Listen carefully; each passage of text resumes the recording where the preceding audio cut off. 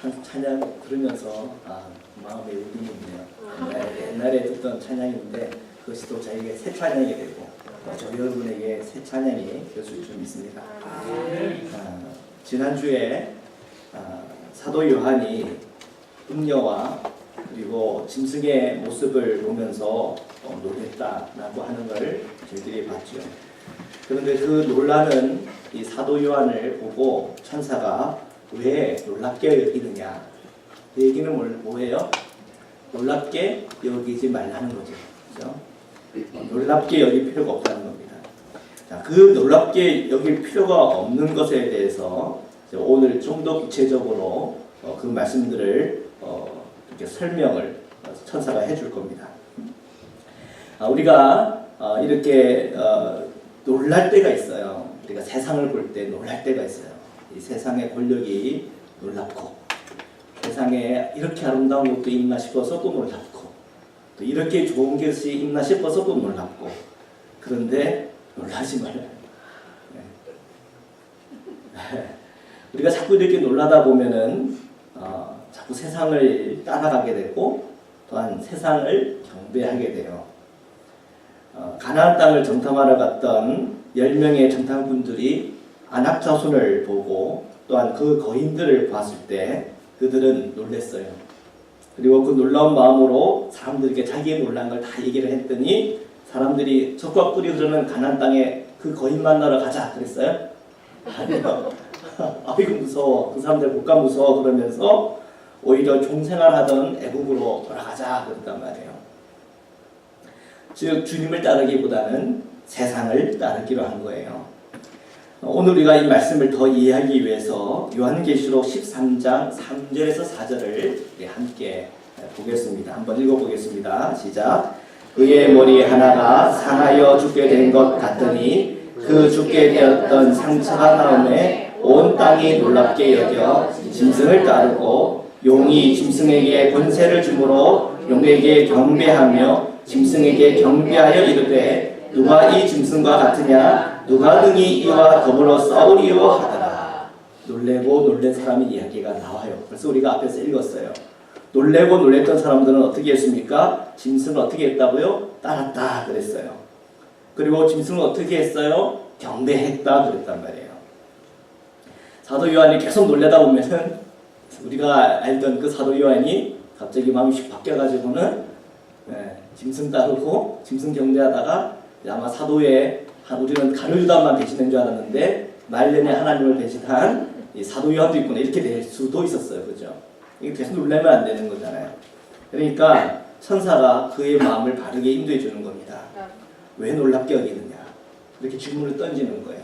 자, 여러분 한 주간 세상살이 하다가 세상 보다가 놀란 가슴으로 오셨습니까? 천사의 음성을 들으십시오. 천사의 음성을 왜 놀랍게 여기느냐? 질문을 던져보고 그렇게 놀랍게 여기는 여러분의 마음을 한번 잘 살펴보시기를 바랍니다. 우리의 사도 요한도 그렇고 주님도 여러분들이 세상 보면서 놀라는 가슴을 잘 이해하고 계세요. 그래서 이 사도 요한을 광야로 해서 이 세상을 보게 만들고 천사가 그를 돕는 겁니다.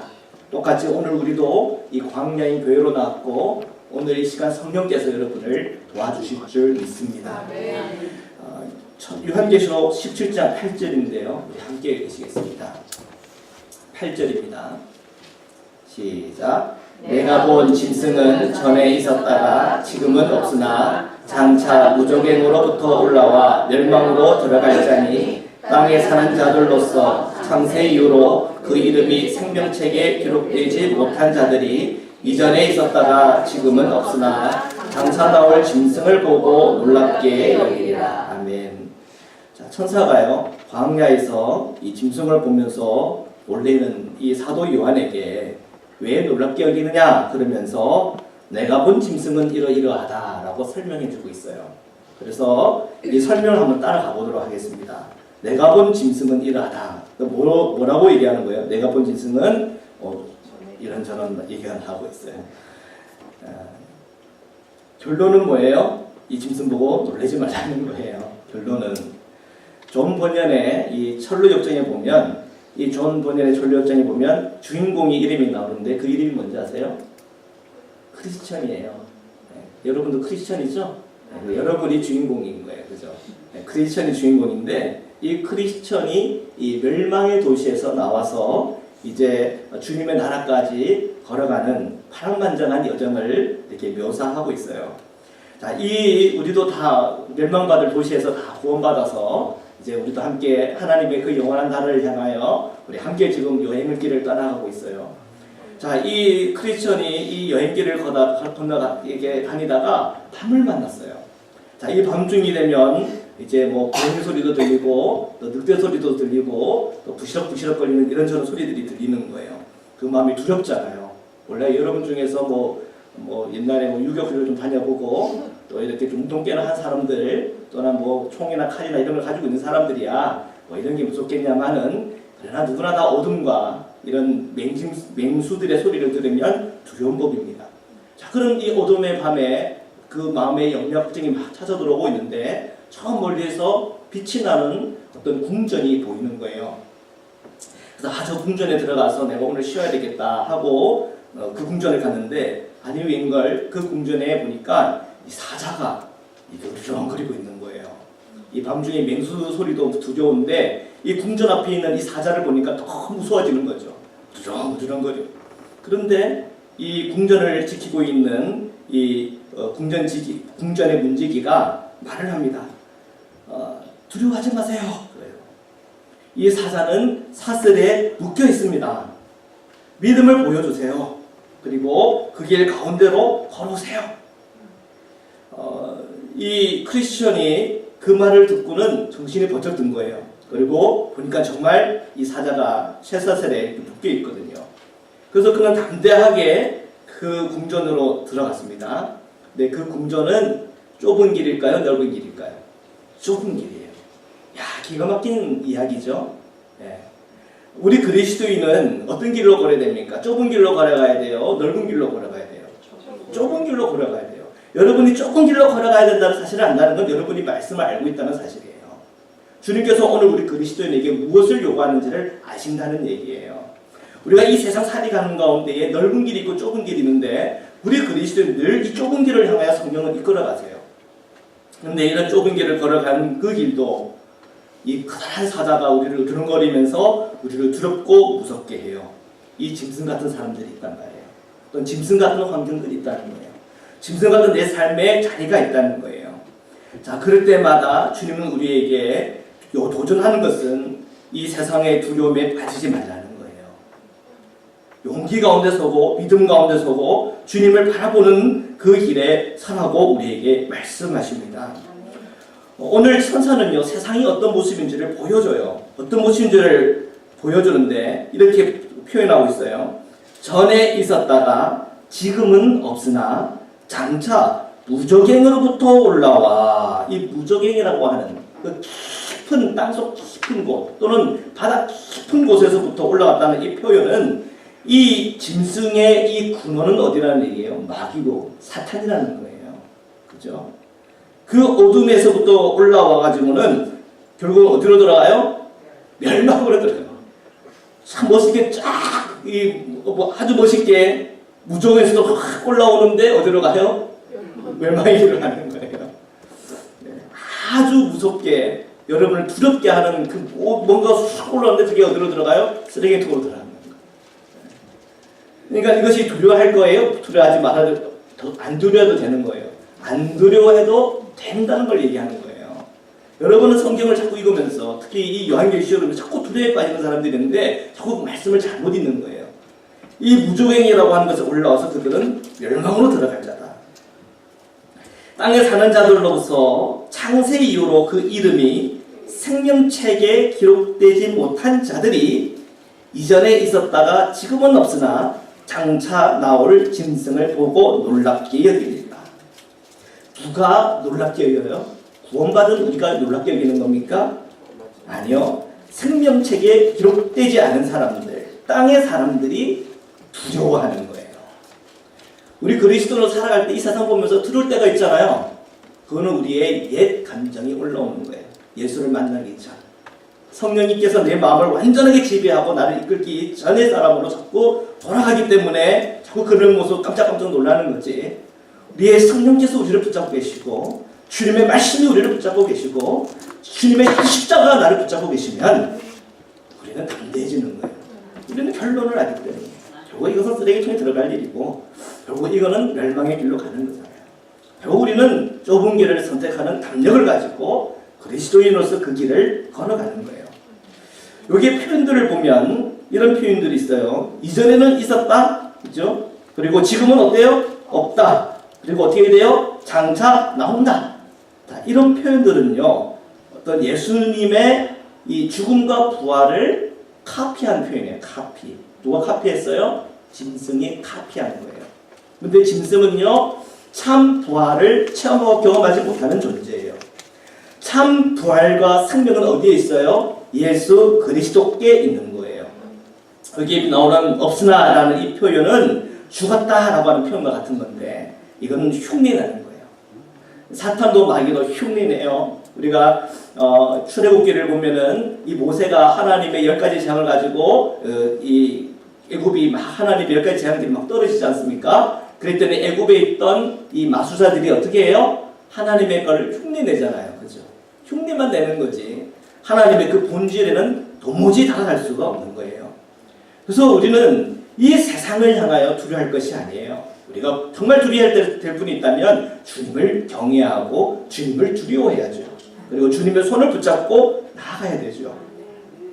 이러한 표현들을 역사적인 배경으로 보면 이 로마 제국 이때 당시 교회 안에서 떠돌아다녔던 소문이 있었어요. 소문. 어떤 소문이었냐면 이 네로라고 하는 황제가 있었어요. 이 네로 황제가 그리스도인들을 참 핍박했다는 얘기는 여러분 많이 들었을 거예요. 특히 이 로마의 대화재가 있었을 때 그것을 기독교인들에게 다 뒤집어 씌우고는 이 그리스도인들을 십자가에 못 박아 죽이고 또 불로 태워 죽이고 아주 그런 이 포악한 황제로 여러분 유명하지 않습니까?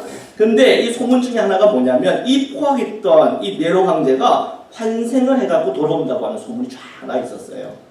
자, 그런 소문을 들었던 그리스도인들은 어떤 마음이 들었겠어요? 무섭죠. 또 그러한 이 핍박과 또한 이 재앙의 시간들이 오나 충분히 그리스도인들 마음에 공포와 두려움을 줄 수도 있을 거예요. 그죠? 그러니까 지금은 없지만 장차 나온다는 그 의미가 네로 황제를 얘기하는 거냐. 그러면서 들어올 수도 있어요. 그러나 이 요한계시록을 묵상하고 읽던 사람들은 이거 두려워할 필요가 없다. 그 믿음에 붙잡혀서 그런 소문도 떨쳐냈을 거예요. 자, 여러분에게도 이상한 소문 때문에 또 이상한 소문이 날까봐 또한 이런 우리를 공포에 떨게 만들고 또한 우리를 두렵게 만드는 그런 뉴스 때문에 여러분 마음에 힘들고 두려움 중에 있는 사람들이 있습니까? 여러분 그것을 두려워하지 마시기를 축복합니다. 정말 두려워할 분은 그런 소문이 아니에요. 우리는 하나님 한 분만을 우리가 의지하고 그 진리 가운데 서는 것이 더 중요한 것입니다. 결국은 그 내로 살아서 돌아오지 못해요. 주님은요, 주님께서 문을 닫기로 결정하면 아무로 그 문을 열 자가 없어요. 주님이 그 문을 열겠다고 결정하면 그것을 닫을 사람이 없어요. 네로가 지옥에 가서 다시 그 지옥의 문을 열고 나올 수 있는 그런 존재가 아니라는 거짓말이죠. 이런 네로 황제 같은 사람이 다시 살아 돌아오지는 못했지만 여전히 역사 속에는 네로 황제와 같은 그런 권력자들이 등장하기도 합니다. 그런 등장할 때마다 우리 그리스도인들은 그들을 보고 두려워할 것이 아니에요. 오히려 우리는 기도해야 될 것이죠.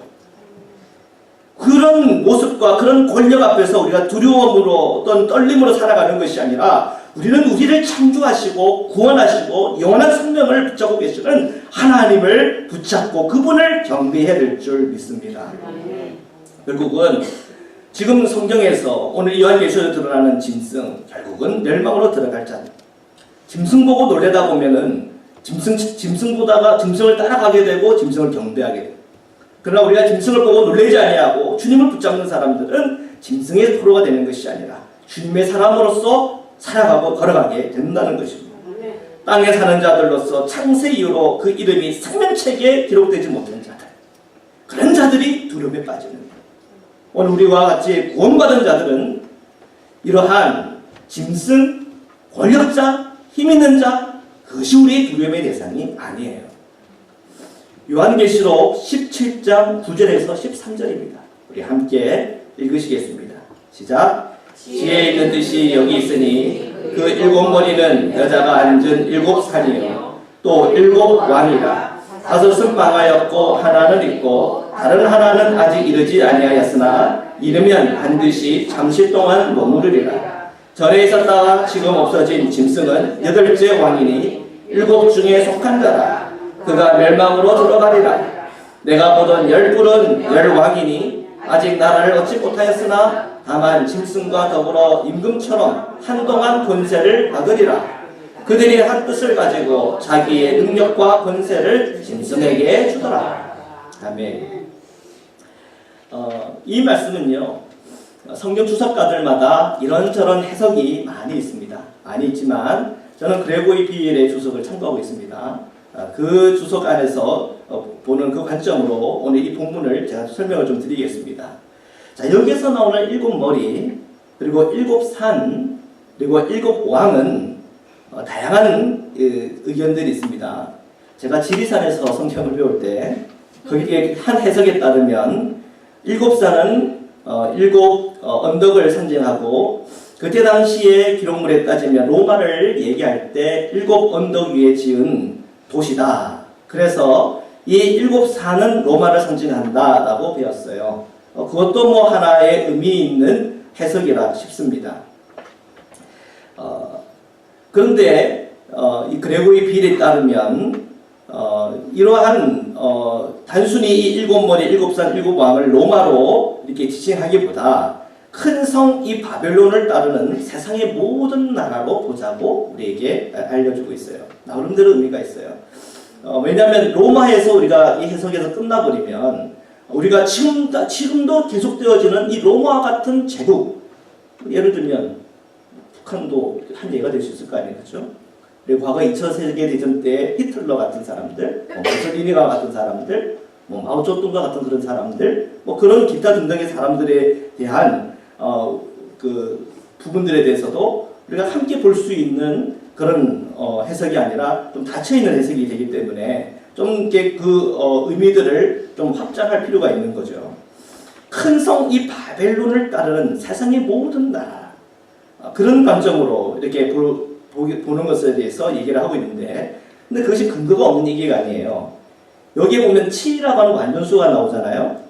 이 7이라고 하는 이 완전수의 그 의미는 어떤 그 모든 것을 총칭하는 의미가 될 수 있다는 거예요. 우리가 앞에서 벌써 우리가 7교회에 대해서 얘기를 나눴어요. 우리가 7교회를 나누면서 이 7교회가 소아시 지역의 7교회를 생각하고 염두에 뒀겠지만 그 7교회가 단순히 7개의 교회를 얘기하는 것이 아니라 하나님의 몸된 교회 전체를 얘기하고 있다는 얘기를 그때 나눴어요. 여러분 기억나세요? 7교회는 단순히 7개의 교회를 얘기하는 것이 아니라 주님의 그 몸된 그 모든 교회를 염두하고 있고 그 교회마다의 그런 특색들이 나타나고 있음을 설명했다고 이렇게 설명을 했습니다. 그래서 그런 의미에서 봤을 때 단순히 이 7머리, 7산, 7왕이 로마라고 하는 해석보다는 이 세상의 나라들, 특히 이 큰 성을 바벨론을 따르는 이 세상의 모든 나라라고 보면은 우리가 좀 더 이 말씀을 이해할 때 좀 더 분명해질 것 같습니다. 그리고 한 가지는 더 설명을 좀 드린다면 여기에 보면 다섯은 망하였고 하나는 있고 다른 하나는 아직 이르지 아니하였으나 수수께끼 같죠. 도대체 이걸 뭘 얘기하는 걸까?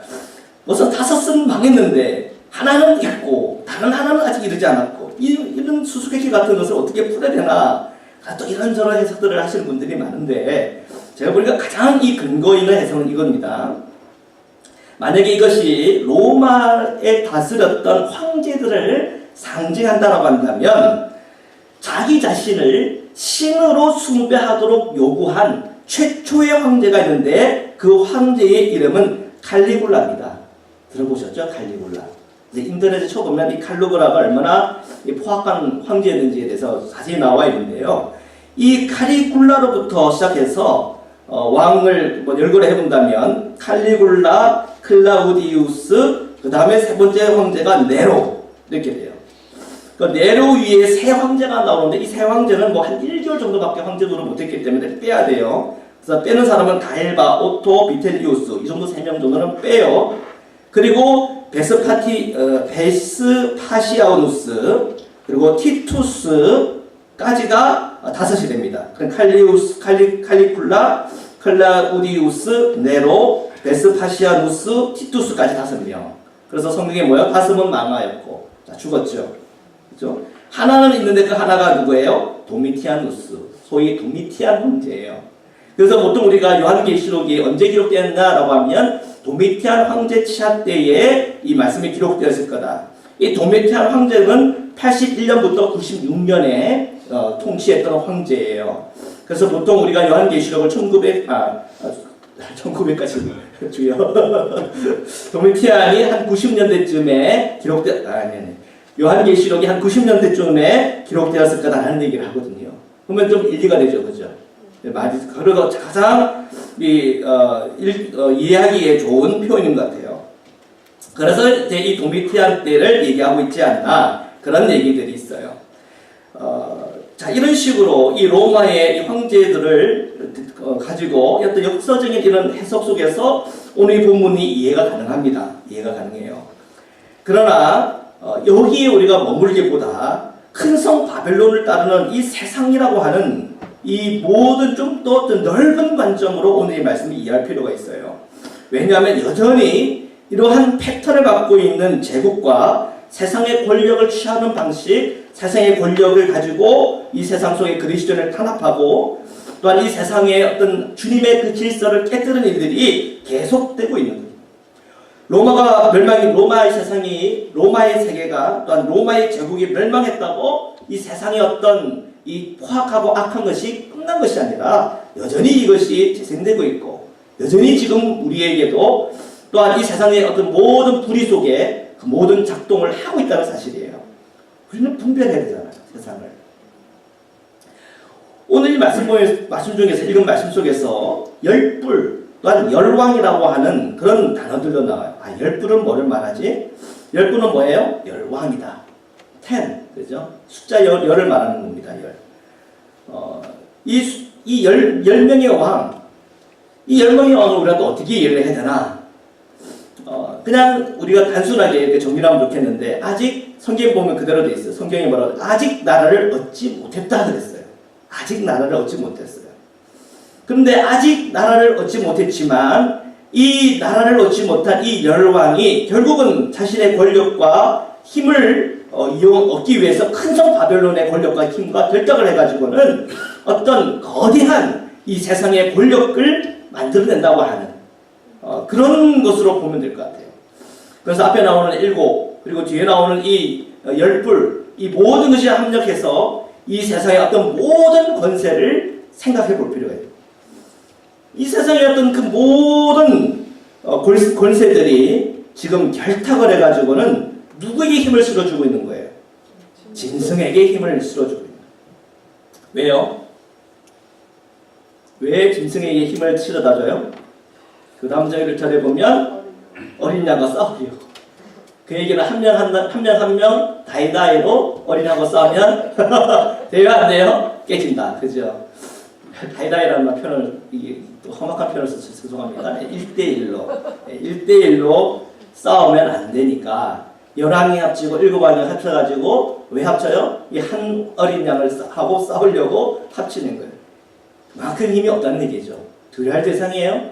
아니라는 거예요. 7수 듣고 10수 들으면서 정말 세상은 정말 어마어마한 사람들이구나. 그렇게 많은 어떤 지도가 권력들의 합체구나.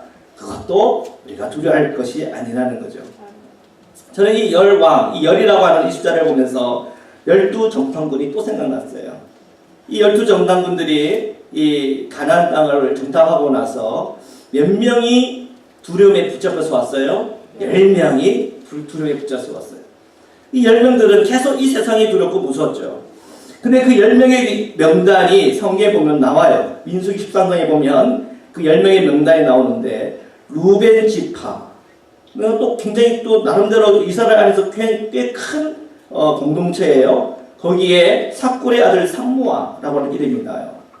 그리고 이 시몬 지파, 호리의 아들 사바, 이 사바시라고 이름이 나오고, 이사갈 지파에서는 이갈, 베냐민 지파에서는 발디, 스불론 지파에서는 갓디엘, 므낫세 지파에서는 갓디, 단 지파에서는 암미엘, 아셀 지파에서는 수둘, 납달리에서는 나비, 갓 지파에서는 구엘, 총 10지파, 10개의 큰 공동체에서 10명의 지도자가 나왔는데, 이 10명의 지도자들은 다 하나같이 안악자손 거인적 보고 놀래서 그 놀란 가슴 가지고 이스라엘 천력에 놀랍다 무섭다 놀랍다 무섭다를 다 전파해가지고는 사람들 하여금 어떤 마음 들게 했어요? 아, 우리는 아무것도 아니구나. 우리는 메뚜기밖에 안 되는구나. 우리 다시 애굽 종살이 하던 그때로 돌아가자. 그런 분위기로 만들어갔어요. 자, 이 12지파 중에 10명의 이 지도자 명단은요, 심판받는 명단이 돼요. 자, 심판받고 죽습니다. 광야에서. 그리고 누구만 구원을 받아요? 여기에 갈렙과 여호수아만 구원을 받는 거예요. 유다지파와 에브라임 지파에서 각각 한 명씩 구원받는 거예요. 세상의 열왕, 그리고 이 세상에서 휘두르고 권력을 휘두르는 그런 지도력들을 보고, 그 권세를 보고 우리가 두려워할 것이 아니에요. 그들이 하나님의 법과 하나님의 말씀에 서 있는지를 보는 게 중요한 거예요. 주님의 신앙 앞에 서 있어야 돼요. 주님의 말씀 앞에 서 있어야 돼요.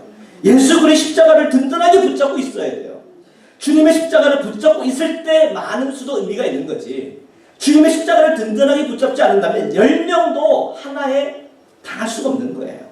수많은 큰 교회들이 있어도 우리같이 작은 교회에 여러분이 예수 그리스도 한 번만 붙잡고 있다면 큰 교회, 돈 많은 교회, 사는 많은 교회 두려워할 거 없는 거예요. 부러워할 거 없는 거예요. 우리 안에 예수 그리스도에 대한 이 복음과 주님의 그 말씀이 내 안에서 여전히 살아 움직이고 있는가? 그 하나만 있으면 분명해지는 겁니다. 큰 성 바벨론과 결탁하는 모든 세상 권력자는 세상 지도자뿐 아니라 종교 지도자들도 있어요. 지성적 학문에 있어서 굉장히 유명한 교수들도 있고 또한 그런 지도자들도 있어요.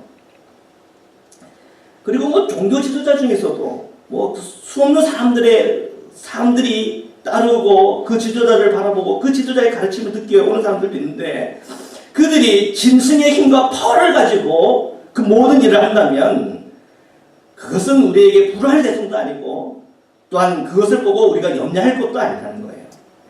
결국은 그 이 땅에 짐승과 결탁한 그 어마어마한 권력과 돈과 지식과 그 모든 과학적인 기술과 그 모든 것을 합해도 어린 양 하나와 붙어서 이길 수가 없다는 거예요. 결국 어린 양이 이겨요. 짐승은요, 우리가 두려워할 대상이 아닙니다. 17장 18절입니다. 17장 18절. 17장 18절을 우리 함께 읽겠습니다. 시작. 또 내가 본 그 여자는 땅의 왕들을 다스리는 큰 성이라 하더라. 아멘. 천사가 광야에서 큰 음녀를 보고는 두려워하는 사도 요한에게 왜 놀랍게 여기느냐? 그러면서 또 하나를 더 설명해 주는데, 자, 너가 본 그 여자 있지? 그 여자는 누구예요? 땅의 왕들을 다스리는 큰 성이다. 벌써 이미 사도 요한은 봤어요. 큰 성 바벨론은 어떻게 돼요? 무너졌단 말이에요. 두려워할 거예요? 두려워하지 말아야 될 거예요. 두려워하지 말아야 될 거예요. 큰 성 보고 두려워하지 말라는 거예요. 정말 두려워할 것은 우리가 믿고 따르는 주님을 경외해야 되고 그 주님을 붙잡으라는 얘기예요. 요한계시록 17장 15절에서 17절 보겠습니다. 15절에서 17절입니다. 자, 이 음녀가 어떻게 망하는지를 또 묘사를 하고 있습니다. 15절에서 17절 함께 읽겠습니다. 시작. 또 천사가 내게 말하되 내가 본 바 음녀가 앉아있는 물은 백성과 무리와 열국과 방언들이라. 내가 본 바 이 열불과 짐승은 음녀를 미워하여 망하게 하고 벌거벗게 하고 그의 살을 먹고 불러 아주 사르리라. 이는 하나님이 자기 뜻대로 할 마음을 그들에게 주사 한 뜻을 이루게 하시고 그들의 나라를 그 짐승에게 주게 하시되 하나님의 말씀이 응하기까지 하십니다. 아멘. 우리가 17장의 앞절에 3절을 보면은 이 여자가 짐승에 올라탔는데 아주 단순하게 표현을 하고 있어요. 붉은빛 짐승. 그 붉은빛 짐승에 올라탔다는 거예요. 그 붉은빛 짐승을 표현하는데 보니까 뭐 7개 머리가 있고 뭐 이런 이제 저런 이제 묘사들이 이렇게 되어 있는데요. 이 여자가 탄 이 붉은빛 짐승, 일단은 이 붉은빛 이 짐승에 올라탄 이 여자는요, 이 음녀는요, 누구에게 배신을 당해요? 붉은빛 짐승에게 배신을 당하는 거예요. 이 붉은빛 짐승에게 배반을 당하는데 이 붉은빛 짐승이 뭐예요? 7왕 그리고 10왕 합친 이 세상의 그 모든 권력으로부터 배반을 당하는 거예요. 이 세상 사례 다 보이죠? 역사가 보이잖아요. 네? 역사가 망할 때 어떻게 망하나요? 자기들끼리 싸다가 망하잖아요. 그죠? 한국이 망할 때도 자기들끼리 싸우다가 망하고. 그러니까 이 망조가 어디서부터 오는 거예요? 자기들끼리 싸우는 데서 망조가 서로 배반하고 배신하고 그런 것 속에서 세상은 망해지는 거예요. 이 여자가 모든 백성과 모든 무리와 열국과 방언들이라는 언어들이죠. 다양한 언어들을 위해서 호령하고 뭔가 대단해 보이고 대단히 어떤 자기의 존재감을 드러내고 했지만 결국은 배신당하고 망하는 거예요. 하나님께서 이렇게 망하게 할 때, 멸망하게 만들 때 쓰는 전략 중에 17절에 보니까 자기 뜻대로 할 마음을 주는 거예요. 한번 같이 한번 읽어봅시다. 자기 뜻대로 할 마음. 자기 뜻대로 할 마음. 자기 뜻대로 할 마음을 주는 거예요. 여러분 아이들을 키워보셔서 알겠지만 야, 네 뜻대로 한번 해봐라. 그러면 어린아이들이 네 뜻대로 해봐라. 그럼 뭐합니까? 우리 아이들을 보니까 맨날 오락하더라고요. 5시간, 6시 오락만 창창하더라고요. 네 뜻대로 해보라 그러니까 공부하고 말씀을 묵상하고 자기가 체력을 단련하고 그러는 게 아니에요. 야, 너 뜻대로 한번 해봐라. 그러니까 뭐 5시간, 6시간이고 그냥 시간이 모자라요. 시간이. 오락만 그냥 축착 주구장창 하는 거예요. 그러면요 제가 그래 영원히 너 뜻대로 한번 해봐라. 그러면 어떻게 되는 거예요? 그 애들 망하는 길로 보내는 거예요. 그죠? 너희들 망해봐야 정신 차리지 이거예요. 그죠? 망해봐야 정신 차리지. 게임 중독, 게임 과다 두 가지 종류가 있는 거 아세요? 네. 게임 중독은요 그 마음에 상처가 있어가지고 계속 게임에 매달리는 애들이에요. 그런 애들은 예수님 만나고 그 마음에 치유가 필요해요. 그죠? 그래서 부모와 자녀 간의 대화가 회복돼야 되고 또 그 자녀를 정말 눈물로 기도하면서 이 중독에서 벗어나올 수 있도록 축복해줘야 돼요. 이런 중독, 마약 중독, 그 게임 중독, 이런 갬블링 중독, 성 중독 다 똑같아요. 그건 마음의 병이에요. 게임 과다가 있어요. 그건 뭐예요? 게임하는 게 재밌으니까 푸근장극 하던 그러면 게임 도사들이 돼 다들 레벨을 엄청 타고 그냥 돈 들여가지고 무기들 엄청 좋은 거 사고 그렇게 하더라고요. 이런 애들은요 뭐가 필요해요? 치유가 필요한 것이 아니라 좀 야단쳐야 돼요. 구슬리기도 하고 야단도 치고 하면서 이 게임 가다 하는 그 시간 아깝잖아요, 그죠? 그러니까 좀 좋은 시간으로 이렇게 쓸 수 있게끔 이렇게 잘 관리를 해줘야 돼요. 자기 뜻대로 할 마음은요 망하는 길이에요.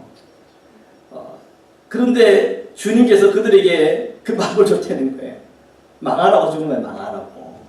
그러니까 진짜 그 자기 뜻대로 하다 보니까 서로 싸우다가 그냥 서로 망하는 거예요. 요즘 여러분 뜻대로 하세요? 아니에요. 감사합니다. 다행이에요. 근데 요즘 계속 여러분 뜻대로만 한다 그러면 빨리 정신 차려야 돼요. 네. 그거는요, 진짜 주님이 원해서 그런 말을 하는 게 아니라 그거에 망해야 정신 차리지.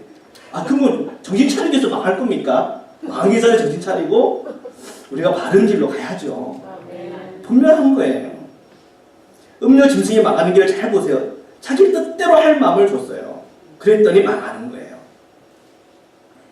자기 뜻대로 뜻대로 할 마음이 사실 이 군적인 곳으로 들어가 보면 교만이에요.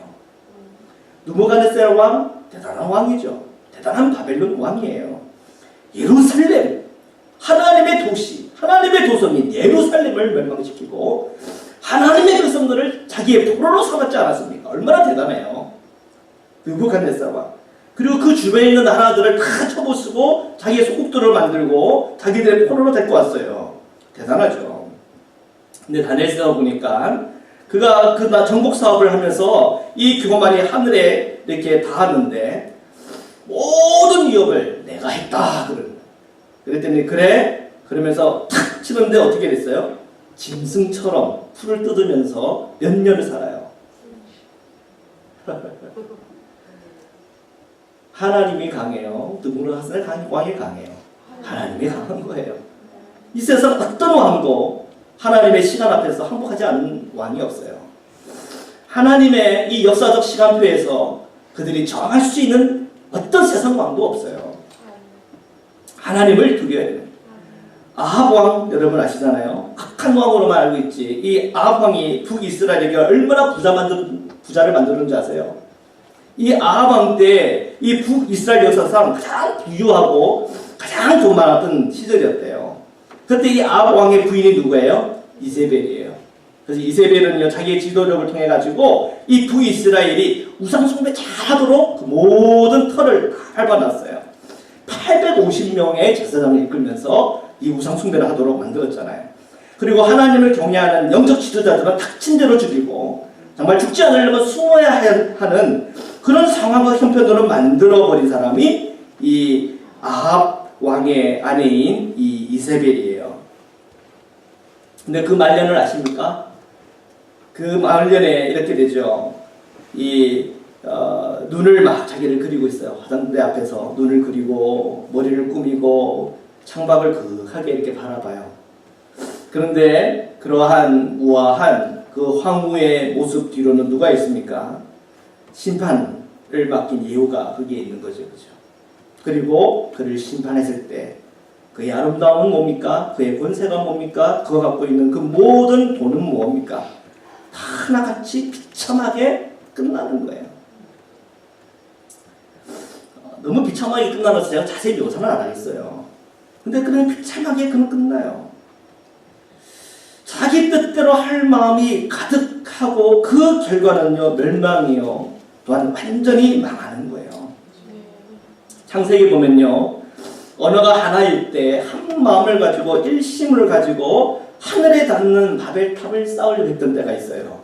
사람들이 뭉치면서 우리 이 바벨탑을 쌓고는 우리는 흩어지지 말자 그랬어요. 근데 하나님이 그걸 보고 어떻게 했어요? 내려와가지고는 그 언어를 다 흩어버렸어요. 소통이 돼야 안 돼요? 소통이 안 되니까 서로 지 뜻대로 하는 것도 힘든데 소통까지 안 되니까 뭐가 되겠어요. 그죠? 망치질 해라 그러면은 뭐 저기 물 갖고 오고 페인트 칠 하라 그러면은 망치 갖고 오고 말이 안 통하니까 뭐 자기 생각하는 대로 옳은 대로 막 갖다 내는데 뭐 일이 돼요? 안 돼요? 일이 안 되죠. 그러니까 자연히 이 바벨탑 쌓는 것이 그냥 실패해버렸어요. 아무리 좋은 생각이라 하더라도 하나님을 대적하고 또한 하나님 앞에 덤벼두겠다 하는 것에 대해서는 하나님이 심판하세요. 이 바벨이라고 하는 이름 아세요? 이 바벨이라고 하는 그 이름이 혼돈이라고 하는데 사실은 이 바벨이라고 하는 이 어원을 따져 들어가 보면 신의 문이라고 하는 뜻이에요. 인간의 노력을 가지고 신의 문에 도달해보겠다고 하는 인간의 이 생각이 담겨져 있는 거예요.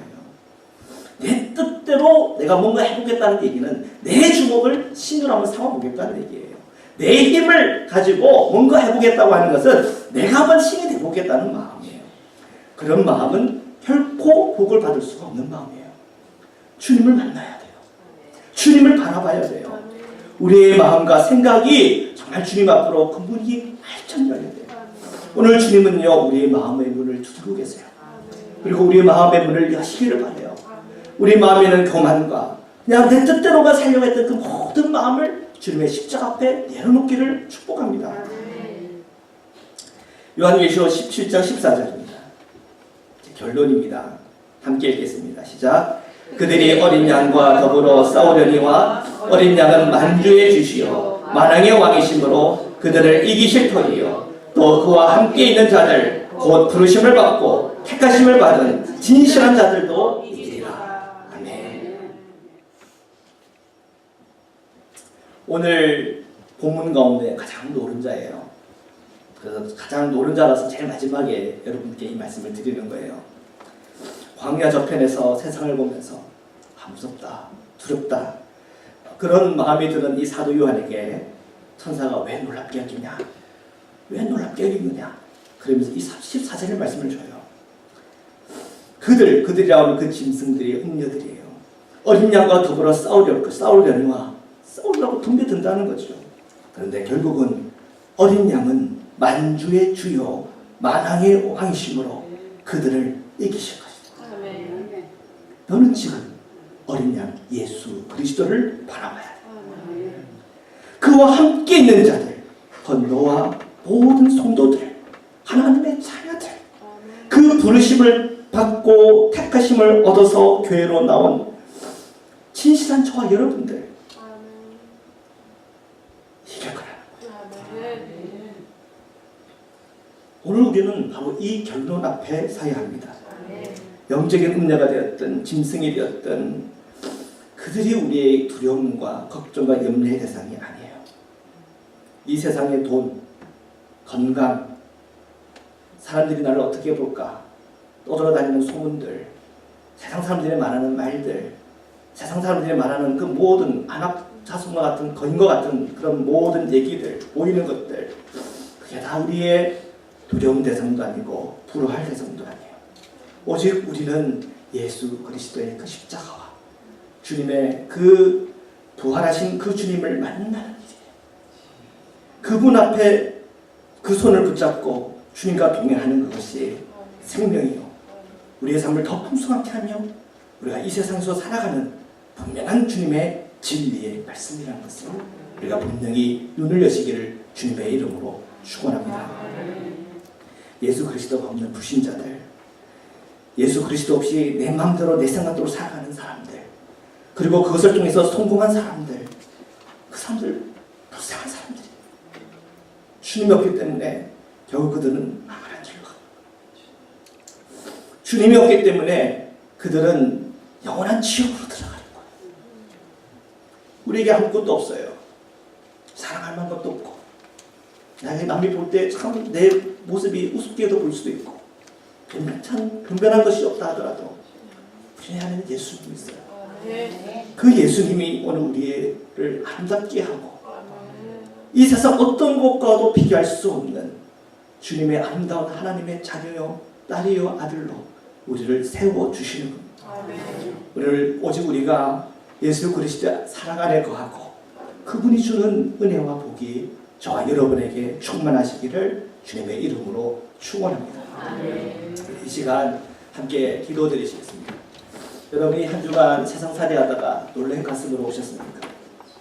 주님은 우리에게 말씀하시는 놀랍게 생각하지 말아라. 너희 안에 있는 예수 그리스도 나를 붙잡아라. 그리고 오늘 붙잡아야 될 분은 예수 그리스도 한 분. 주님을 붙잡고 주님의 음성을 들으며 주님의 그 십자가 앞에 서시기를 축복합니다. 그 십자가를 선 내가 오늘 나를 처리하고 예수의 성령으로 주님의 말씀으로 제가 살아가겠습니다. 그 말씀으로 승리하겠습니다. 승리자의 길을 걸어가겠습니다. 그리스도의 군사로서의 길을 가겠습니다. 주님의 그 십자가의 길을 걸어가겠습니다. 그 좁은 길을 담대하게 나가겠습니다. 주여 저에게 말씀을 주시고 주여 저에게 성령의 충만함을 주시고 기도의 영을 부어주시고 말씀의 영을 부어주옵소서. 주님의 은혜로 채우시고 주님의 능력으로 채우시고 예수 그리스도의 이름으로 저희들을 붙잡아 주옵소서. 우리 합심하여 기도드리도록 하시겠습니다. 기도하시겠습니다. 사랑해 주님 감사합니다. 걸어가신 하나님 저희에게 연락합니다. 우리가 이 세상을 보고 놀란 가슴들, 이 세상 속에 살아가다가 낙심한 마음들을 주님 위로하여 주옵소서. 이 세상의 권력과 이 세상의 힘과 이 세상의 돈과 화려한 것들을 통하여 내 마음이 낙심하고 잠시 동안나마 부러워했던 내 마음을 주님 앞에 회개합니다.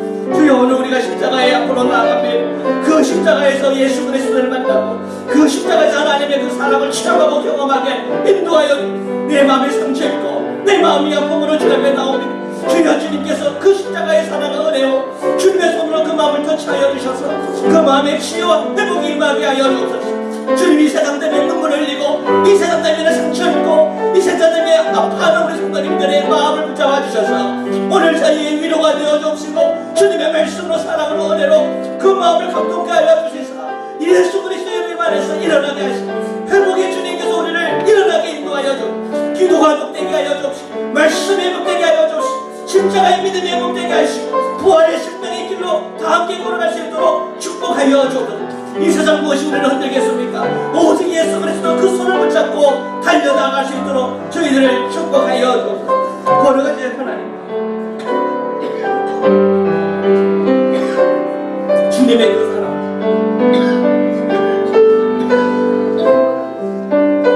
주님의 그 은혜만을 저희들이 구하고 주님만을 예배하고 주님만을 찬양하고 오직 주님의 말씀에 그 권세에 붙들려 살아가게 하시고 주님의 그 은혜에 저희들이 붙들려 살아가게 축복하여 주시옵소서. 주님 감사합니다. 사랑의 주님 감사합니다. 오늘 저희가 이 세상을 바라볼 때마다 우리 마음에 낙심이 오고 두려움과 염려들이 오고 이 세상 살이에 대해서 걱정과 어려움들이 다가워서 때가 있음을 주 앞에 고백합니다. 인간관계가 너무 힘들고 아파하는 사랑하는 이들을 보며 마음이 아프고 힘들 때도 있습니다. 그러나 하나님 오늘 저희가 주님을 의지하고 바라봅니다. 이 세상에서 일어나는 그 모든 낙심과 어둠들을 주님께 맡길 때마다 그 어둠 속에서 주님께서 우리 빛이 되어주시고 이 모든 두렵고 염려되는 그 상황과 힘든 속에서도 주님께서 우리의 손을 붙잡아 주심을 믿습니다. 우리가 주님의 손을 붙잡으면서 이 세상 속에서 승리하는 그리스도로 살아가게 하시고 오직 예수 그리스도의 손을 붙잡으면서 이 세상에서 부어주시고 역사하시는 하나님의 그 풍성한 은혜 가운데 저희들이 들어가게 인도하여 주옵소서. 이 세상 사람에서 내가 사랑받지 못하고 미움받으나 우리가 그리스도의 그 사랑 안에서 만족하게 하시고 이 세상에서 우리가 쉼을 얻지 못하나 우리가 그리스도 안에서 쉼을 얻는 복을 허락하여 주옵소서. 오늘도 이 세상에 멸망하는 음료와 짐승을 보며 염려하거나 부러워하지 않게 하시고 오직 승리하는 어린 양 예수 그리스도가 내 마음에 계시고 나와 함께하고 있다는 그 기쁨과 감사로 살아갈 수 있도록 축복하여 주옵소서. 걸어가신 예수 그리스도의 이름으로 기도드립니다. 아멘. 우리 함께 찬양드리겠습니다. 찬송가 357장입니다. 찬양하시면서 준비하신 예물 주님께 드리십니다.